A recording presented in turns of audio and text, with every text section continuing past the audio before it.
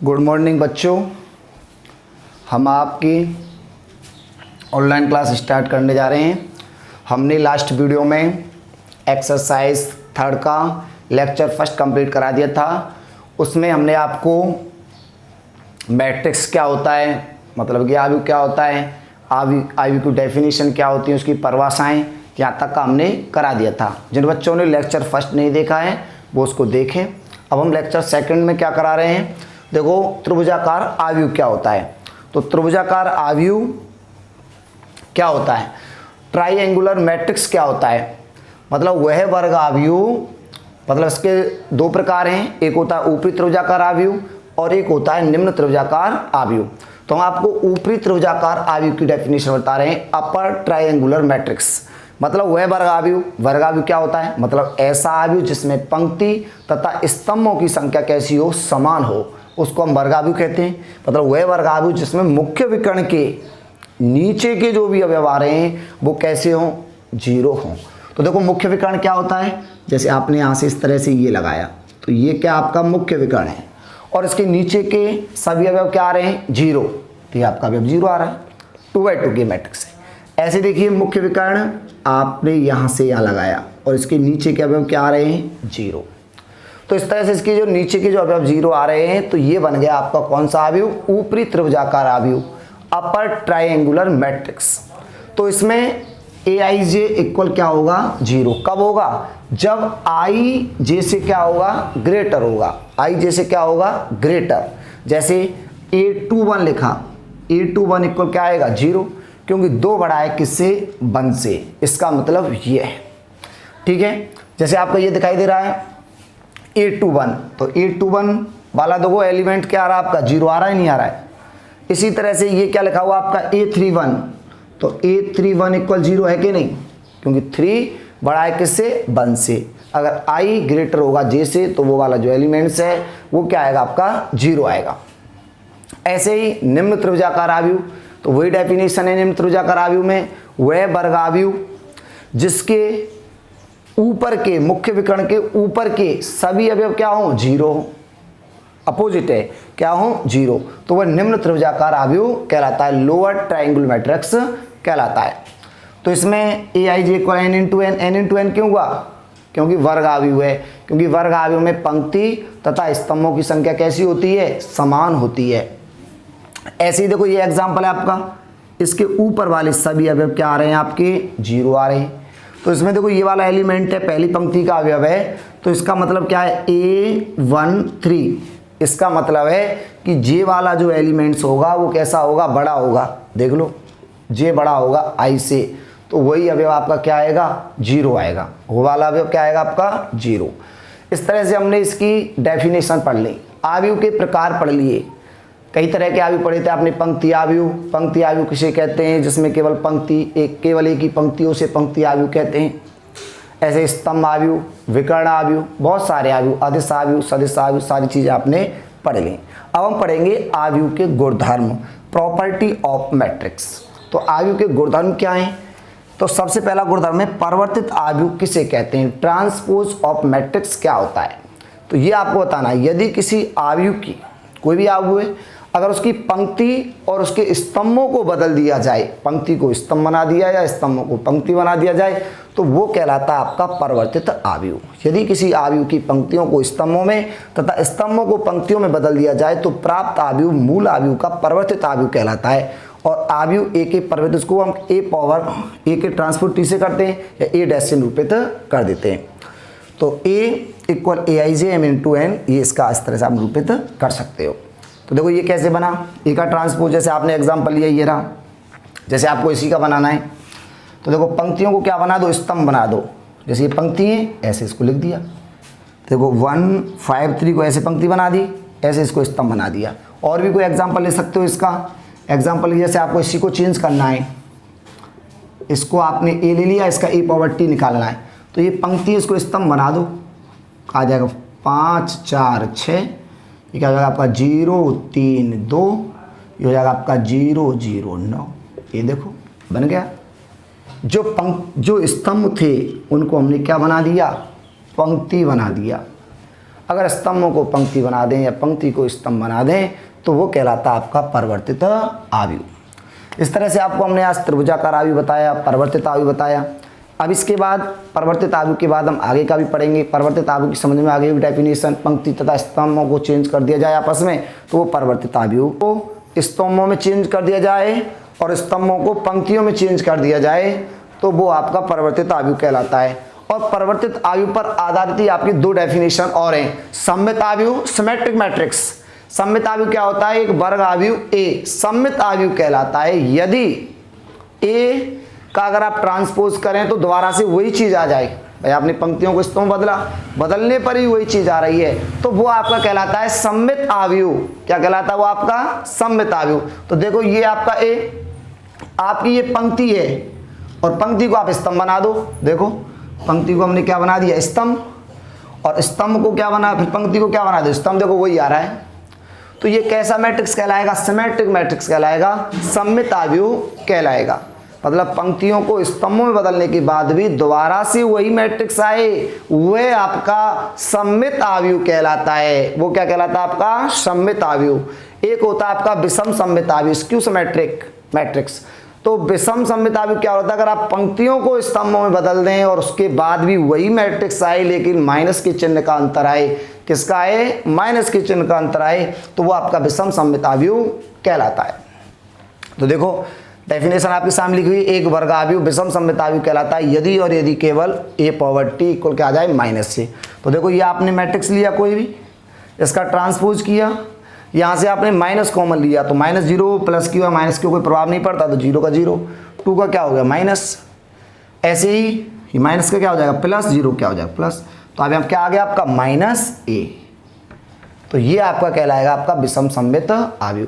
तो हमने आपको मैट्रिक्स के प्रकार, मैट्रिक्स क्या होता है, मैट्रिक्स के गुणधर्म, ये सारी बातें पढ़ा दी और इस पर आधारित हम आपको अब क्वेश्चन कराएंगे। 3.1 जो एक्सरसाइज है बिल्कुल नॉर्मल एक्सरसाइज है, आपने जो भी डेफिनेशन पढ़ी है उन पर आधारित है और आपका रिवीजन होगा। एग्जाम्पल आप स्वयं करेंगे, एग्जाम्पल में कोई भी प्रॉब्लम आने वाली नहीं है।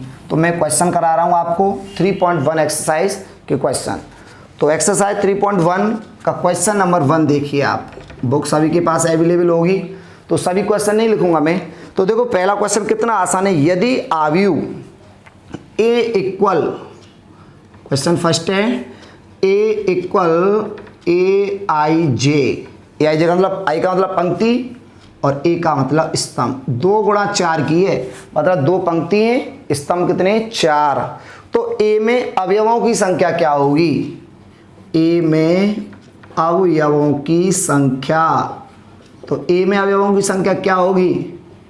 तो हमने आपको फॉर्मूला बताया था m गुणा n, m का मतलब पंक्ति और n का मतलब स्तंभ। तो क्या कर देंगे? 2 गुणा 4, 4 दूनी 8। मतलब इसमें जो एलिमेंट्स आएंगे, इसमें जो अवयव आएंगे वो कितने आएंगे? आपके 8 आएंगे। कितने अवयव आएंगे? 8। तो ये आपका क्वेश्चन नंबर 1 हो गया, कोई प्रॉब्लम नहीं है। कोई भी आए, 5 गुणा 4 होता तो 20 हो जाता, 6 गुणा 7 होता तो 42 हो जाता। उनका मल्टीप्लाई कर देते हैं पंक्ति और स्तंभों का, और मल्टीप्लाई करने पर जो भी आंसर आता है वो आपका क्या होता है? अवयवों की संख्या। इसके बाद है आपका क्वेश्चन नंबर 2। तो क्वेश्चन नंबर 2 में कह रहा है कि 4/4 की इकाई आव्यूह लिखिए। 4/4 की इकाई आव्यूह। अब आप कब लिख सकते हो? जब आपको डेफिनेशन याद होगी। तो डेफिनेशन में क्या होता था? वह वर्ग आव्यूह। क्या होता था? वह वर्ग आव्यूह। तो वर्ग आव्यूह क्या होता है? इसमें पंक्ति और स्तंभों की संख्या क्या हो? समान हो। उसके बाद आपने विकर्ण आव्यूह की डेफिनेशन भी पढ़ी थी। मुख्य विकर्ण के अवयवों के अलावा सभी अवयव क्या हो? 0, वो क्या कहलाता है? विकर्ण आव्यूह कहलाता है। तो इकाई मैट्रिक्स की डेफिनेशन होती है कि वह विकर्ण आव्यूह जिसके मुख्य विकर्ण के सभी अवयव क्या हो? इकाई हो, तो हम उसको क्या कहते हैं? इकाई आव्यूह कहते हैं। तो आप मैट्रिक्स बना सकते हो। तो मुख्य विकर्ण ये आपका 1 0 0 0, यहाँ आपका 0 1 0 0 0 1 0 0 0 1। देख लो आप, ये रहा मुख्य विकर्ण। क्या आ रहा है? 1 आ रहा है। बाकी सभी एलिमेंट्स क्या होते हैं? 0। तो 4/4 की मैट्रिक्स, कोई प्रॉब्लम नहीं, इकाई आव्यूह बना दिया। इसके बाद समझ में आ गया होगा इकाई अवयव की डेफिनेशन होती है वह विकर्ण अवयव जिसके मुख्य विकर्ण के अवयव क्या हों, एक हों, उसको हम क्या कहते हैं, इकाई अवयव कहते हैं। इसके बाद आपका क्वेश्चन नंबर 3, क्वेश्चन नंबर 3 का लेते हैं। बिल्कुल नॉर्मल है। यदि ये आप इस तरह से दो मैट्रिक्स दी हुई हैं आपकी k+4, एक दी हुई है आपकी -1, ये 3 दिया हुआ है k-6 इक्वल आपको दे रखा है a -1 3 -4। इसमें आपको a का मान ज्ञात करना है। क्या करना है इसमें आपको, a का मान। तो हम क्या कर देंगे, संगत अवयवों की तुलना कर देंगे। क्या कर देंगे, संगत अवयवों की तुलना करने पर। तो यहाँ लिख देंगे संगत अवयवों की तुलना करने पर। तो संगत अवयवों की तुलना कर दो। देखो यहाँ पहला अवयव क्या आ रहा है, k+4, यहाँ क्या आ रहा है a, ठीक है। तो इससे अगर आप a = k+4 रखोगे तो कोई वैल्यू नहीं निकल गया क्योंकि k की वैल्यू होनी चाहिए। तो देखो यहाँ क्या आ रहा है k-6, तो यहाँ क्या आ रहा है -4। तो क्या लिख दें, k-6 बराबर -4।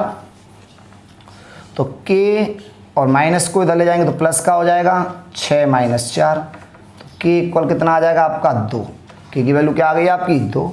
तो यही तो पूछ रहा है कि k का मान ज्ञात कीजिए। k के अलावा a का मान भी पूछा। अगर k का पूछता है इसके a का और निकालना है तो देखो इस वाले से ये क्या हो जाएगा, इसके इक्वल हो जाएगा भाई, ये वाला इसके इक्वल, ये वाला इसके इक्वल, ये वाला इसके इक्वल। तो a इक्वल हो जाएगा आपका k+4। तो वैल्यू पुट कर दो, k की जगह 2 आ जाएगा, 2 + 4 कितना हो जाएगा 6। तो a इक्वल कितना आ गया 6 आ गया। तो ये 3 क्वेश्चन हमने आपको कराई, कोई प्रॉब्लम नहीं। पहला क्वेश्चन सीधे सीधे पूछ रहा था अवयवों की संख्या बताओ, क्या कर दिया मल्टीप्लाई। सेकंड क्वेश्चन में क्या पूछ रहा था, इकाई अवयव बताओ। तो मुख्य विकर्ण का अवयव क्या होना चाहिए, 1 होना चाहिए, उसके बाद बाकी के एलिमेंट्स 0 होने चाहिए। थर्ड वाले क्वेश्चन में क्या होता है, आपको संगत अवयवों की तुलना करते हुए a की वैल्यू निकाली। इसके बाद आपका क्वेश्चन नंबर 6, क्वेश्चन नंबर 4 में कह रहा है 6 अवयवों वाले अवयव के संभावित क्रम क्या हो सकते हैं। तो 6 अवयवों वाले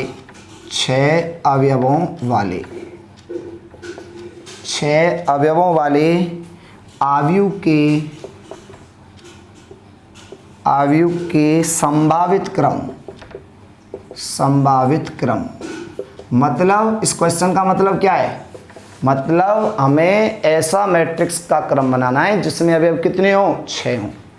तो कैसे बनेगा, देखो इसके 6 के गुणनखंड कर दो भाई। अगर आप 1 × 6 कर सकते हैं ये बन सकता है, आप 3 × 2 कर सकते हैं, 3 दूनी 6 बन सकता है, आप 2 × 3 कर सकते हैं ये बन सकता है, आप 1 × 6 कर सकते हैं ये बन सकता है। और बताओ 6 अगर किसी के पहाड़े में आता हो तो इसी तरह से 6 आ सकता है, तो उसके 4 संभावित क्रम बन सकते हैं। ठीक है, जितने उसके गुणनखंड हो सकते हैं, 1 × 6 करें 6 आता है, 6 × 1 करें ये होता है। तो ये दोनों एक ही चीज़ नहीं, अलग अलग चीज़ें हैं, क्योंकि इसमें इसको हम क्या ले सकते हैं 6 × 1, क्योंकि इसमें पंक्ति 1 है 6 स्तंभ में, इसमें 6 स्तंभ में 1 पंक्ति है। ठीक है, इसके बाद आपका क्वेश्चन नंबर 5, क्वेश्चन नंबर 5 में क्या करा है, 2 × 2 क्रम की a = aij ज्ञात कीजिए जिसकी अवयव है। तो उसमें 3 क्वेश्चन है, तो मैं आपको पहले तो उसका फर्स्ट करा रहा हूँ, 5 का फर्स्ट। तो इसमें आपको ये मैट्रिक्स बनानी है, a इक्वल है आपका aij, इस तरह से ये मैट्रिक्स बनानी है। और इसको इस तरह से डिफाइन कर रखा है, aij equal 2i - j upon 3i + j। तो इसकी मैट्रिक्स बनानी है, कौन से क्रम की बनानी है, 2x2 की मैट्रिक्स बनानी है, मतलब 2 पंक्ति और 2 स्तंभ। तो बना दो। तो देखो हम क्या निकालेंगे, सबसे पहले a11 मतलब i की जगह भी 1 रखना है और j की जगह भी 1 रखना है। कर दो वैल्यू पुट, 2 × 1 - 1, 3 × 1 + 1, 2 × 1 करेंगे 2 - 1, 3 × 1 करेंगे 3 + 1, 2 में से 1 गया तो कितना आएगा आपका 1/4। ऐसे ही आपको क्या निकालना है, a12 मतलब पहली पंक्ति का दूसरा अवयव दूसरे स्तंभ वाले में। तो वैल्यू पुट कर दो। आई इक्वल कितना हो गया 1 और जे इक्वल 2, तो 2 × 1 क्या हो गया 2 × 1 -2 अपॉन 3 × 1 + 2 ये हो गया। अब 2 × 1 करेंगे तो कितना आएगा 2 - 2, 3 × 1 करेंगे 3 + 2, तो 0/5 कितना आ जाएगा आपका 0 आ जाएगा। ऐसे ही आपको क्या निकालना है A21 दूसरी पंक्ति पहला स्तंभ का अवयव। तो देखो क्या रखना है A = 2 रखना है, I = 2 और J = क्या रखना है आपको 1 रखना है। तो रखिए, तो हो जाएगा आपका 2 × 2 - 1 अपॉन 3 × 2 + 1, जे की जगह 1 कर दिया। 2 × 2 करेंगे क्या होगा 4 - 1 6 + 1 क्या आ जाएगा आपका 3/7, क्या आ गया आपका 3/7। तो अब क्या निकालो आप A22 मतलब I की जगह भी 2 रखना है और J की जगह भी 2 रखना है। तो यहाँ रखेंगे हम, तो ये हो जाएगा आपका 2 × 2 - 2 हो जाएगा आपका 3 × 2 + 2 कितना हो गया 4 - 2 6 + 2, तो ये हो जाएगा आपका 4 में से 2 गया तो बचेगा आपका 2/8 कैंसिल हो जाएगा, ये आएगा आपका 1/4। तो 2/2 की बनानी, ऐसे हम 3/3 की बना सकते हैं, 2/3 की बना सकते हैं, तो उसी के अकॉर्डिंग वैल्यू पुट करनी होंगी। तो अब आपकी मैट्रिक्स क्या बन गई, तो A11 कितना है A11 1/4, A12 कितना है 0 पहली पंक्ति में लिखेंगे 1 आ रहा है, तो A21 कितना है 3/7 और ये कितना है आपका 1/4। ये आपकी 2/2 की मैट्रिक्स बन गई। देखो बच्चों कुछ नहीं करना, वो कह रहा है कि 2/2 की मैट्रिक्स बनाओ। तो 2/2 की मैट्रिक्स में कितने एलिमेंट्स आएंगे 4 एलिमेंट्स आएंगे, A11 A12 A21 A22 आएंगे नहीं आएंगे। ऐसे अगर आपसे कहता है कि 2/3 की मैट्रिक्स बनाओ तो 2 पंक्ति बनेंगी 3 स्तंभ बनेंगे, बन जाएंगे तो कितने एलिमेंट्स आएंगे 6 एलिमेंट्स आएंगे, मल्टीप्लाई कर दो। तो ऐसे ही आपका इसी तरह से आपके क्वेश्चन है। इसी तरह का आपका देखो क्वेश्चन 5 का सेकंड भी है। 5 के सेकंड में ये कह रहा है सेम स्क्वायर करना है, कर सकते हो कोई दिक्कत नहीं है। और इसी जैसे क्वेश्चन और आगे करा रहा हूँ, थर्ड वाला भी कर सकते हो, सेम है बिल्कुल, कोई प्रॉब्लम नहीं आने वाली है। और इसी जैसा क्वेश्चन नंबर 6 भी है, वो भी हम आपको करा रहे हैं, अगर इसमें दिक्कत आई तो वो कर लेना। तो सभी क्वेश्चन कराना ज़रूरी नहीं है, सेकंड वाला और थर्ड वाला आप स्वयं करके देखेंगे, तब भी कोई प्रॉब्लम आ रही है तो मुझे बताएंगे कि सर हमें इन क्वेश्चन में ये प्रॉब्लम आई। जो बच्चा करके देखेगा क्वेश्चन वही सीख पाएगा। मैथ में सभी क्वेश्चन कराना इंपॉर्टेंट नहीं होता, मेथड समझ में आना चाहिए। तो 2/3 का एक क्रम आए हुए A = AIJ ज्ञात की इसके अवयव ये हो, तो ये भाई 2/3 की मैट्रिक्स बनानी है आपको। अब की बार ऐसे दे रखा है AIJ बनाना है आपको, कैसा 2/3 का मैट्रिक्स, 2/3 का तो 6 एलिमेंट्स आएंगे, जिसके अवयव इस तरह से डिफाइन कर रखा है आपको AIJ। तो 1/2 मॉडुलस मतलब मापांक 2i - 3j, ये है, ये आपका मापांक लगा हुआ है ये। तो ये मैट्रिक्स आपको बनानी है। तो 2/3 की तो कितने एलिमेंट्स आएंगे 6 एलिमेंट्स आएंगे। क्या क्या आएंगे देखो आप, A11 आएगा, A12 आएगा, A13 आएगा, A21 आएगा, A22 आएगा, A23 आएगा, 2 पंक्ति। तो सबसे पहले हम A11 निकाल रहे हैं, तो 1/2 मॉडुलस 2 × 1 - 3 × 1, तो जाएगा आपका 1/2, 2 × 1 करेंगे कितना आएगा 2, ये कितना आएगा आपका 3, तो 1/2 मापांक के अंदर माइनस है, इसको खोलेंगे तो किसका हो जाएगा पॉजिटिव हो जाएगा, 1/2 × 1, तो क्या आ जाएगा आपका 1/2, माइनस के साइन को हटा देते हैं, इसके अंदर जो वैल्यू होती है पॉजिटिव वैल्यू आती है। आप निकालोगे A12 कर दो वैल्यू पुट 1/2, I की जगह 1 और J की जगह 2, यहाँ से पता चल रहा है। तो जाएगा आपका 2 × 1 - 3 × 2 पुट कर दिया, तो ये हो जाएगा आपका 1/2, 2 इंटू 1 करेंगे 2, ये हो गया आपका -6, तो 1/2 -4, तो ये हो जाएगा आपका 1/2 इंटू 4, मॉडुलस हटा दिया तो 1 और 2 से 4 कैंसिल हो जाएगा, क्या आ जाएगा 2। ऐसे क्या निकाल सकते हैं आप, इसी तरह से आप निकाल सकते हैं A13 निकाल सकते हो आप इस तरह से।